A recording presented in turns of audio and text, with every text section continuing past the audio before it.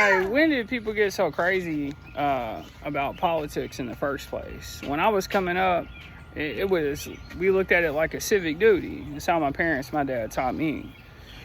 It's your civic duty to go down and vote when it's time to vote, and you have to do your research about the politicians. But it was never a blood sport. It was always about what was going to be the best for our community, for our economy. Not like a World Cup soccer game or something. Like, when in the fuck did people get so goddamn crazy about things? Like, and being realistic about it, like, people are like, oh, I'm a real American. I'm like, you're a real American? What the fuck am I? We did the genealogy thing, and we go back to 1730 in this country. And my granddaddy from Estill and my grandmama from Casey counties. And like I said, I'm like third, fourth generation here in Lexington, Kentucky. So, and I don't like it when you got politicians trying to divide us. And the way they're trying to do it is they're trying to use race or class, or somehow you're not American.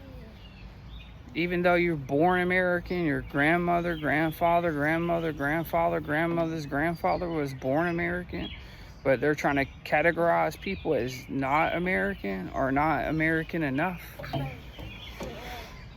Like, it's all hog shit. That's what this is. Hog shit and a bunch of con artists and liars. And what I do personally is I look at what's best for my community. Like, let me give you an example. If you run the city as the mayor and a snowstorm comes and our road department for a 300,000 plus city can't clean the roads, I've never seen it. This last winter was the first time I seen it. Then I find out, I'm like, what's wrong with the fucking road department? The state had to step in and help them clean our streets. Even though the state had the whole state done in 2 days. 2 weeks later, we couldn't drive on our roads still here in Lexington. And I'm like, what the fuck happened? So I just did a little bit of research, and they've been giving private contracts out. And the money they're giving out in those private contracts should have went to the road department to build it up, keep it funded.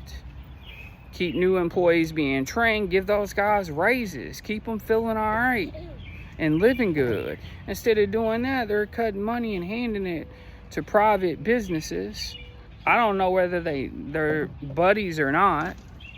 It makes you wonder, doesn't it?